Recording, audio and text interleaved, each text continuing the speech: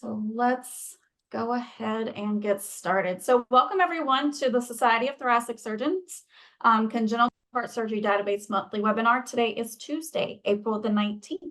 It is Harvest Week, Harvest Close Week. So on the call with me today, we got a pretty big group from the STS side of things. So from the STS side, we have myself, Carol Crone, we have Banu, we have from our CHSD consultants, we have Leslie and Chastity. Paul is on, Paul Meehan, Dr. Meyer, and Dr. Subramanian, our surgeon leaders on today. Addie from STS, Melinda, our ACSD consultant, is on, as well as Sydney Clinton from STS. So thanks everyone for joining today. All right, I have a super brief agenda today. We don't have any new education. Chastity and Leslie, figured you all had enough going on this week, so we're just going to focus on having another open forum like we did on the last webinar. So if you have any harvest-related questions, we are here to help you with those as much as we can. So as usual, please be sure to submit your questions via the Q&A function. If you'd like, you can raise your hands and I'll unmute and you can ask your question directly if you'd like. And then we'll just finish things up with the Q&A. All right, so let's jump into our agenda. March training manual was posted. Just please note that we have no updates for April, so there won't be a new version for April posted. So the next iteration of the training manual will come out next month in May. CHSD public reporting, as we stated in the last webinar, was updated with the fall 23 analysis results, and that official notification was sent out to participants about a month ago, on March 18th. As you all are very much aware, the spring 24 harvest is underway, does include surgery dates of January 1, 2020 through 12/31/2023, and that harvest does close this Friday, April 19th at 11:59 p.m. Eastern Time. Please, please, please, please do not wait until that last hour to submit that data. Inevitably, something does go wrong every single time, every single harvest, every single database. So please be sure to get that harvest file in prior to that last hour on April the 19th. At-risk emails were sent to those participants on Friday, April 12th. If you have any questions regarding those emails, please feel free to reach out to me directly. If you did not get an email, then at that point in time, when that snapshot was taken on Friday morning, April 12th, your data did not meet the criteria for one of those at-risk emails. Again, if you have any questions about those, please feel free to reach out to me directly. You can reach me at ljones@sts.org. With that, that's all the updates that I have from the STS side. Next, I'm going to turn things over to Dr. Subramanian, who wanted to discuss something that we determined with the PLOS discrepancy within tables 18 and 19. So Dr. Subramanian, I'll hand things over to you. Thank you, Leanne. Hi, everyone. I know you're all working really hard to get the data in for harvest close, so I will not take too much of your time. I will begin as I do saying thank you so much. Thank you for all the work you do. Thank you for putting the best data in so that our congenital heart surgery database continues to be the world's premier, leading, most successful congenital and pediatric cardiothoracic surgical database. We cannot do it without you. So thank you for everything you do. It was brought to our attention that there was some discrepancy in the way the postoperative length of stay was being calculated. To put it in perspective, one of our very insightful participants did their own internal calculation of postoperative length of stay with their data set and found that there was slight differences in the postoperative length of stay mean and median from what they got with their internal data and what came back from what was reported out through the STS system. So as we always do, we went and did a very deep dive and identified that in general, the calculation of how postoperative length of stay was being ascertained was accurate. However, the cases that went into the calculation of mean and median was different from what our understanding was. In other words, all the cases that were submitted were included in the PLOS calculation rather than just the eligible cases. And we've said in the past that it's only the eligible cases in mortality analysis that we're going to be using to calculate PLOS. So we identified that eligible cases were appropriately used for mortality calculations. And so we corrected the codes moving forward to say that the PLOS will also be calculated only for those eligible cases.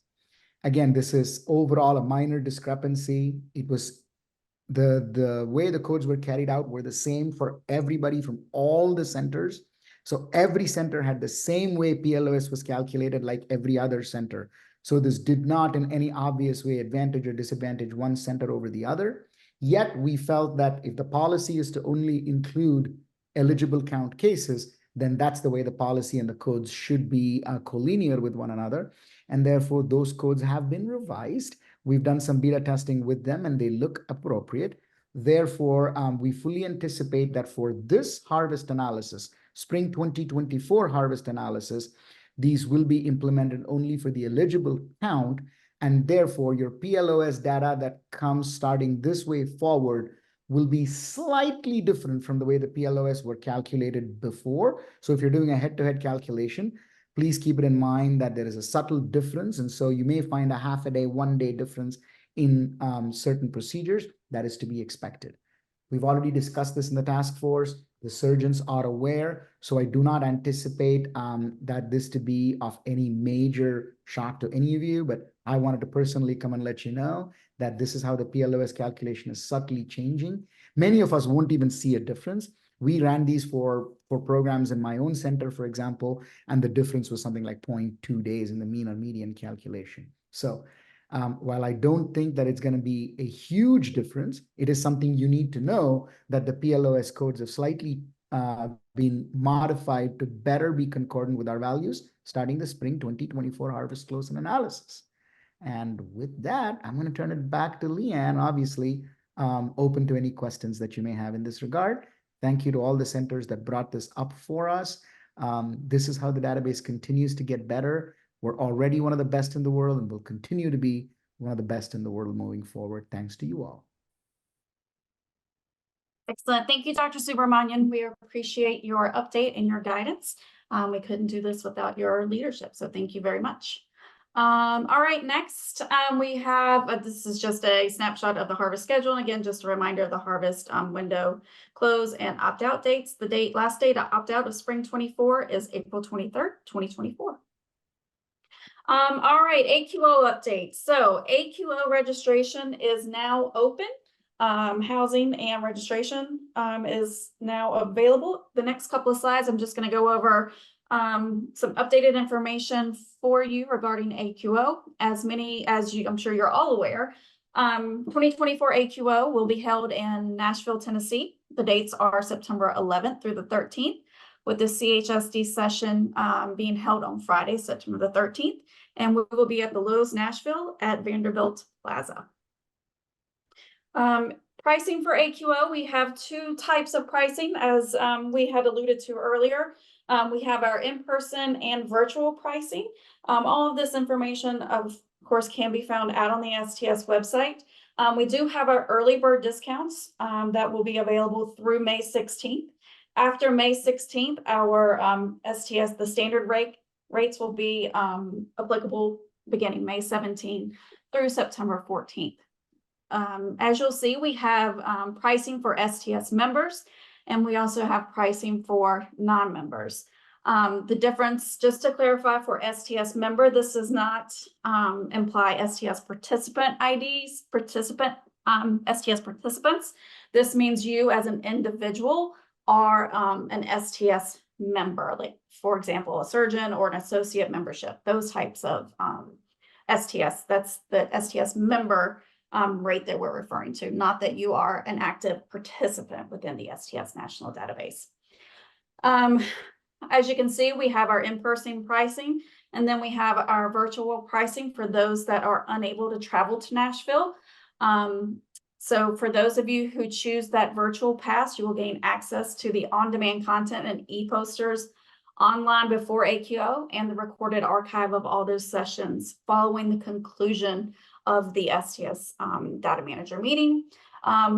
Please note that this virtual pass does not include live streaming. We will not be doing the live streaming option for AQO. This will be just how our previous AQO was when we were in Rhode Island.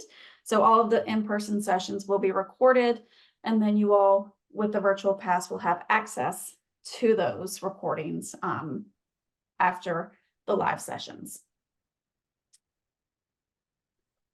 New this year, we are accepting AQO session proposals. The deadline for proposal sessions is Friday, April the 19th. These proposals are for sessions up to 60 minutes to be presented at the conference. The AQO programming committee will review all of the proposals and then select those that it deems appropriate for this year's program. To date, I think we've received about 7 proposals for the CHSD session. So for those of you that have submitted those ideas, we are greatly appreciative, and we will be discussing those in our upcoming planning sessions. So again, the deadline for proposal submissions is this Friday, April 19th. So if you have some ideas, please fill out the session proposal form, and we'd love to discuss that during our planning call, and love to get those ideas from you, and just to ensure that we are presenting the material that you all wish to hear and is most helpful to you all. So again, we'd love to get your feedback and hear what hear your ideas on what you all have for the upcoming AQO session. All right, that is all of the information that I had to share for this webinar for today. So I do see we have a few questions, and let's tackle these questions. First I wanted to tackle Patricia's question. I didn't know if Dr. Subramanian would like to address this one.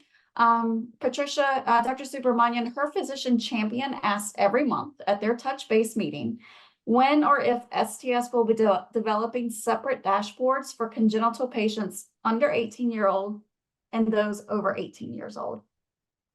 Yeah, that's an excellent point. Thank you, Patricia, for checking in on this. I just want to make sure I understand the question, so that way I'll answer it with a little bit of caveat. And if I don't address what you're saying, please let me know if I'm missing the question. So the current IQVIA dashboard allows you to separate out, like filter out patients so that you only pull out the adults.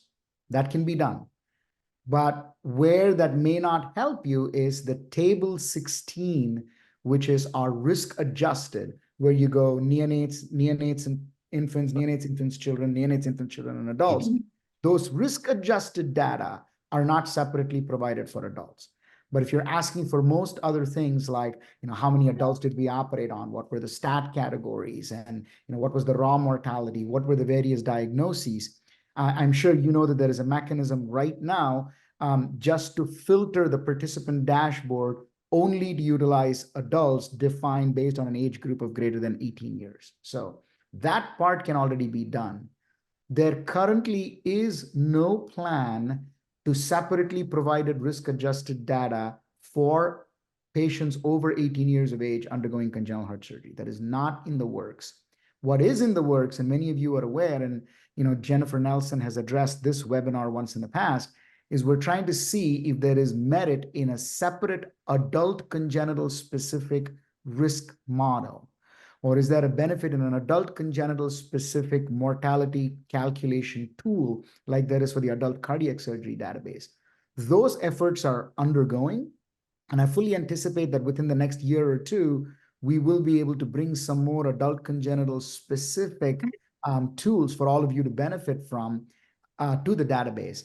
But if you're asking a specific questions only about whether the dashboard can be separated out for adults, my answer is it can be for risk unadjusted data by filtering out by age. It cannot be for the risk adjusted data in table 16.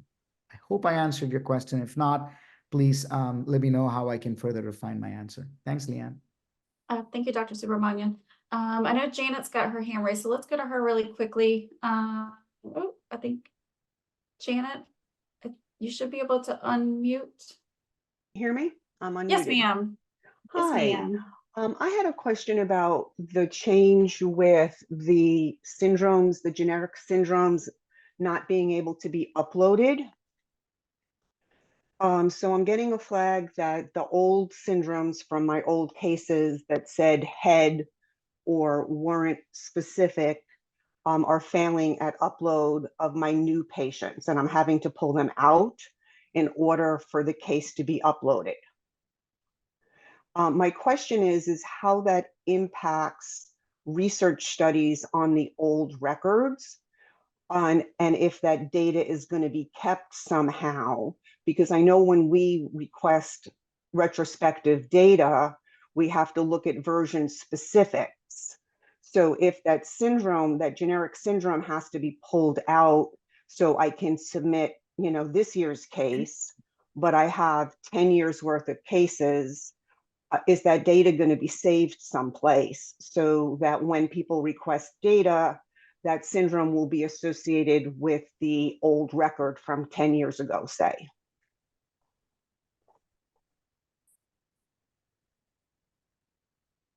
Janet, did you update that demographic record? Is that what you mean? Yeah, so the ones that have a generic syndrome, I have to pull the generic syndrome out or the record does not update. Right. So when you don't have to update the demographics if it's after 3.0. You can leave it and keep those generics, but those generics like other head, other spine were removed so that people tended to use only the total other and free texted rather than trying to pick a system because we didn't know if that was being done consistently. So if you update the demographic record, those will not be accepted, and you either need to pick a more specific NCAA or whichever it is, or use the generic kind of overall other and type in what you're trying to capture. Right, that part I have no issue with. The question is how does it impact the old records for research polls? Yeah, I mean, it's updated and we're trying to make the database better, I guess. I don't think it's in there anymore. So it's not, so if I request hypoplastic left heart kids, for example, and they had, and I request data from a case that was, 7, 10, 15 years ago for a data poll, that syndrome is no longer going to be there, although at that time it was allowed. So that's what I'm asking. This is Paul. I'm trying to understand. So you upgraded the demographic record, and so now you're using the new codes, and you're wondering how that affects doing analysis on old records. Is that what you're saying? Yeah. So okay. Well, once you update the demographic record to the new codes, that's what you got. The old codes are not stayed. Not at STS anyway. I don't. You have to check with your vendor to see what they're doing, but. I mean, as far as the SDS is concerned, it's you've upgraded the record. You have a different set of rules for that part of the record, the demographic part of the record. But the old cases, so say we want a national poll for a national study, that the old cases are no longer going to have those syndromes in them. So the data is going to be not the same as it was if you pulled it last year or the year before, like nationally, a bunch of us all upgraded to 623. So all of that data is being lost. So Paul, from a statistical point of view, are you allowing the 2.3 and the 2.5 records to flag with the new syndromes when you're pulling data for a national research project? Yeah, that needs to be done by the research project. You need to know that you could get any demographic version at any time. So, but you will get them, even though when you look at the research data poll, doesn't really allow you to request 623 granular syndromes, but you'll have to reconcile that yourself. I think this is Carol. Sorry for jumping in. Go ahead. I think what you're talking about, Janet, is a mapping between previous demographic versions to the new demographic versions for research use.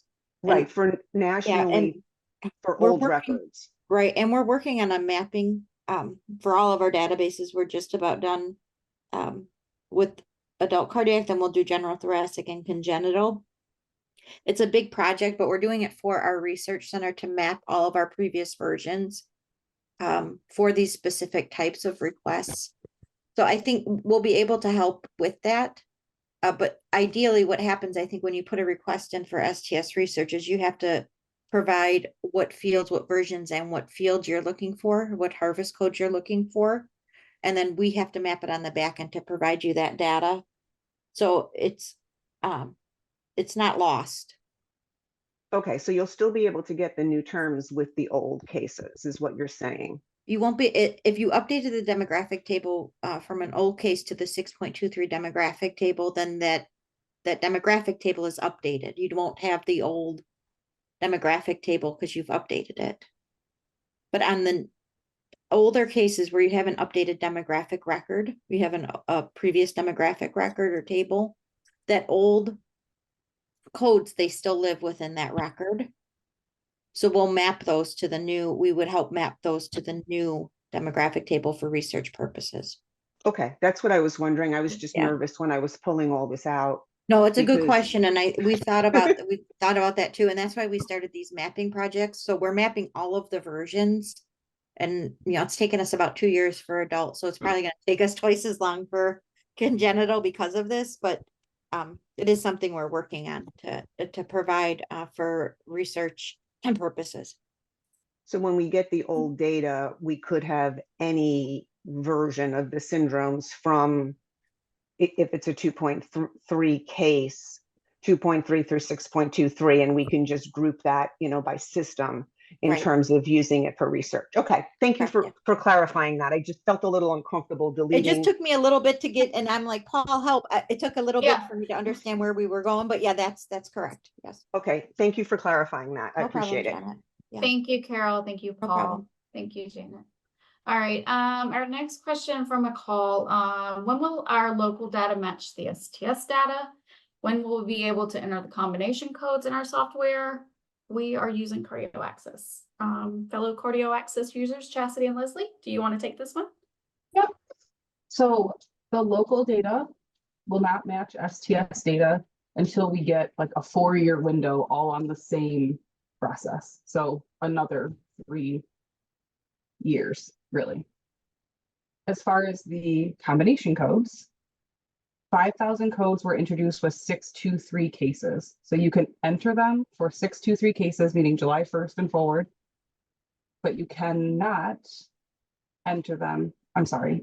You may have a mechanism set up by your vendor where you can enter them in old cases, but STS doesn't recognize them as entered codes until July 1st or 623 cases.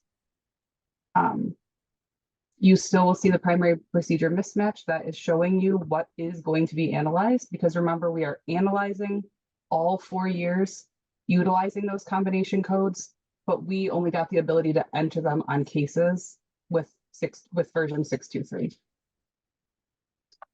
Hopefully that helps and I didn't make it more confused. Excellent, thank you. Our next question from Melissa.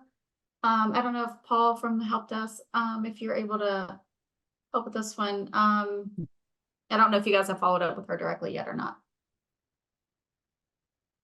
I'd have to look into this one. I don't know this one. Yeah, let's see. All right, so Melissa, you opened a ticket. So you submitted to help desk, stsdb_helpdesk@sts.org.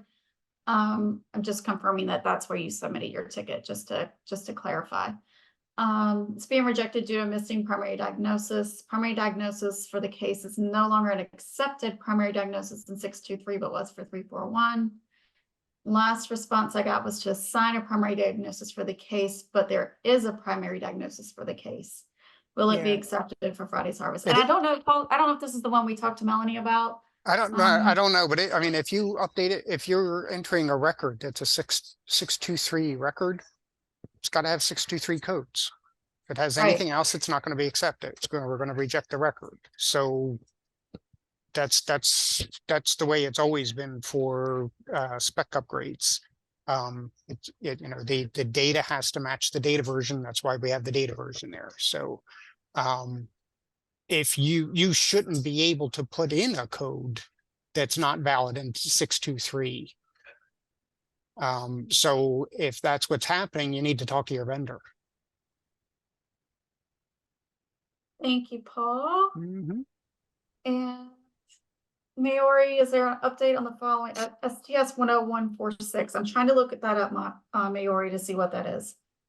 Hold on, please. Lee, and I think the first one is for the missing variable report. When running MVR, records appear as missing for PSF print proc when they shouldn't, but I'm not familiar with the second one.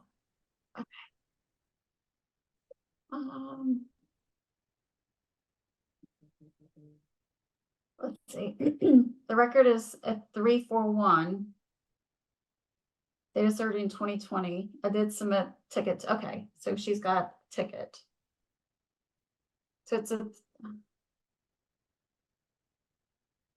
okay. We'll look into it, Melissa, further, and they'll follow up with you. Okay. So Maori, I'm still trying to look up STS 10164.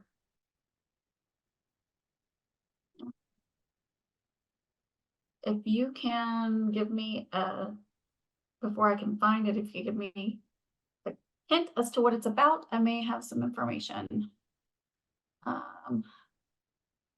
Let's see.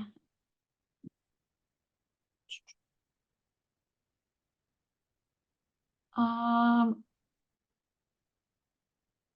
don't know if Maori is still on.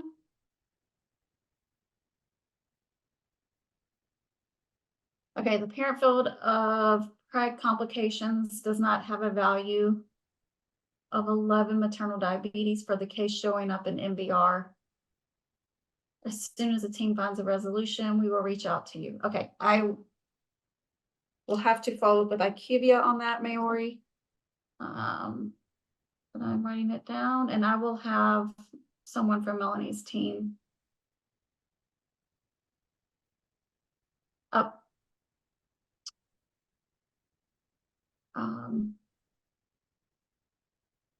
Paul, Melissa's issue was surrounding plastic bronchitis 2600.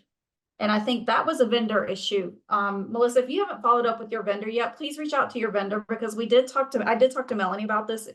And what they're seeing in the file that's being submitted to IQVIA, there is no primary diagnosis. The primary diagnosis is null, it's missing. So if you are seeing that primary diagnosis in your software, check with your vendor to see why that value is not being included within your extracted and submitted data file.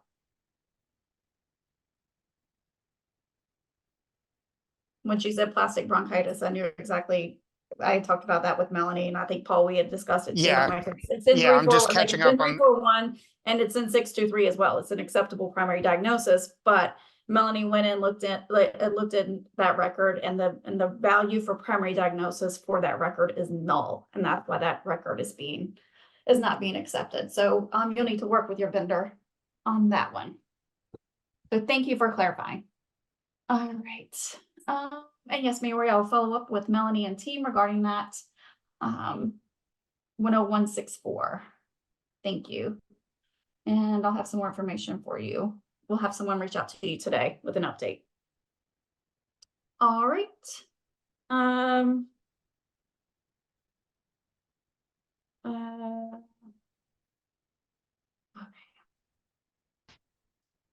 And let me see here. I wanted to look in the platform.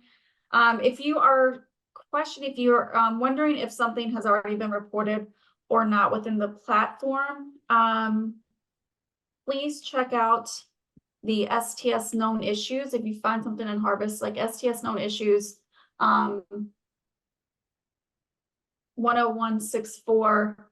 There are a couple of known issues right now regarding the missing variable report. So we have procedure specific factor prem proc records are appearing as missing when they should not. And then we have STS 10119, missing variable report. Records are being flagged as missing data for blood products when it's not an option for patient records.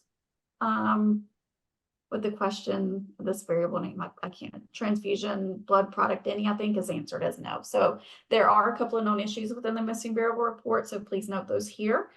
When you're cleaning up your data and you have this data being reported as missing, when it's actually should not be reported as missing, just note these 2 items here. Okay. We had, Jen had a follow-up. In follow-up to the combination code discussion, is there any way to make the error in IQVIA only apply to 623 cases? I can't remember all of these little details all the time, and it would be helpful to have IQVIA be a fail-proof for us. And I don't know if you're already working on this. Thanks. Yeah, you can filter in the primary procedure mismatch report. You can filter by version. So if you want to see all of them that are mismatched, just to know what's getting analyzed and how for which time frame, you can leave all the versions active, or you can click and only look at 623 mismatches, so that you only have to focus on those, for harvest or for cleanup purposes. Can you show us a demo, Leanne? Yes, ma'am. I am actually, read my mind, Carol Crone. I knew it. I knew it. Same brain. Let's see here. Same brain. All right, let me open up the platform. Hold on, please. Let's see here. Nope, wrong one. Let's go here. All right. Let me go to, I don't know if I can go to the 999 site, if there's anything here. Let's see here. So we go to the primary procedure mismatch report. You select your harvest surgery date range. I'm going to select the current harvest 1/1/2020 through 12/31/2023. Click apply parameters.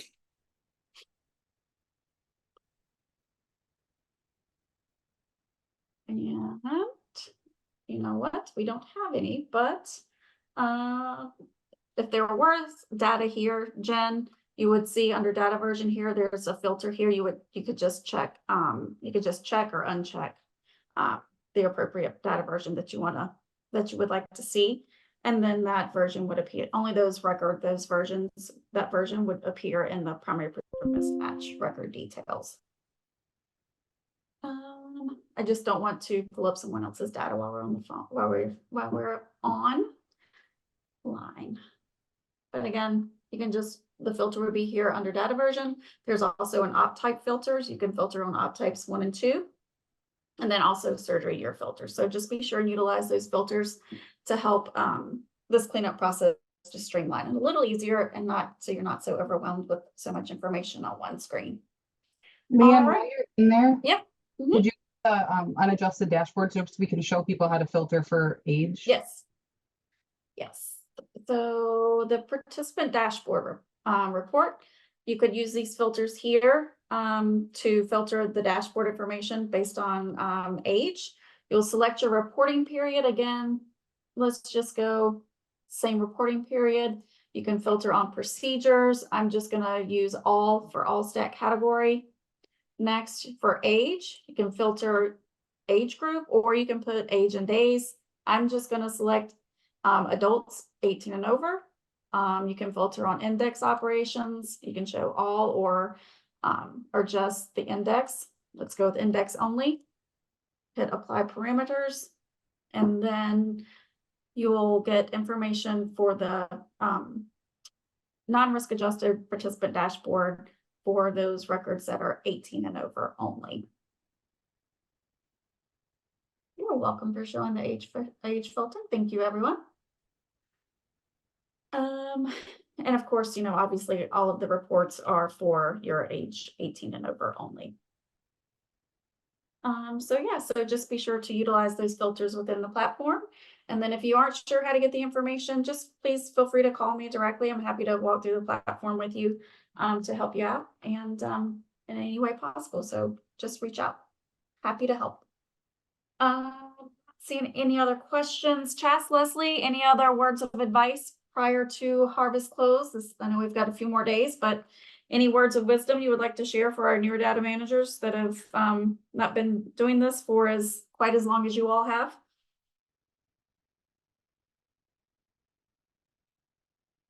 Are you talking about our age, Leanne? No, not at all. Yeah. Not at all, Chas. I think all the messaging here today has been great. If anyone remains confused or has outstanding questions about how their data within the IQVIA platform, please submit your tickets to the help desk and such. FAQs that at this point with a few days to go, we'll be monitoring the box, of course.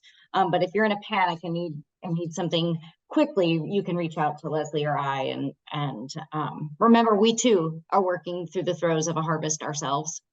But if we're happy to help. Yes, please. Any harvest related, if you have questions about the platform errors and things that you're seeing, please reach out to the help desk first. Chastity and Leslie don't have access to your data, so neither do nor do I. So please, if you have questions about errors, warnings, anything that you're receiving as you're submitting your data to IQVIA, please email stsdb_helpdesk@sts.org. A lot of if we can't answer the questions, like I said, we don't have access to your data and the file that you submit. So often we have to reach out to IQVIA and get assistance from them. So start with the help desk. If the help desk is anybody to assist, they'll reach out to myself and Chastity and Leslie for assistance. And then if we are not able to assist, we escalate up to IQVIA for their assistance. So, all right. I'm not seeing any additional questions. I know everyone is super, super busy getting your harvest done. Unless anyone else has anything they'd like to share, I think we could go ahead and end early and let you all get 20 minutes back of harvesting time, and happy to help in any way. Again, please reach out to me directly.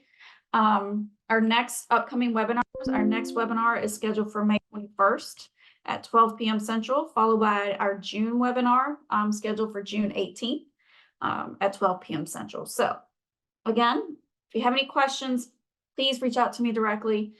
Harvest related questions, errors, concerns, things you're seeing within your IQVIA reports when you're harvesting, please reach out to the help desk. And anything else, again, just reach out to me. I'll help if I'm able to. If not, I'll point you in the right direction.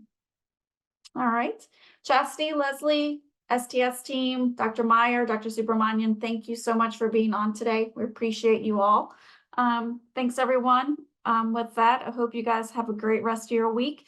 And reminder, do not wait till the last day. Do not wait till Friday at 11 o'clock p.m. to submit that data file. We appreciate you guys. Hope you have a great rest of the week. Thank you.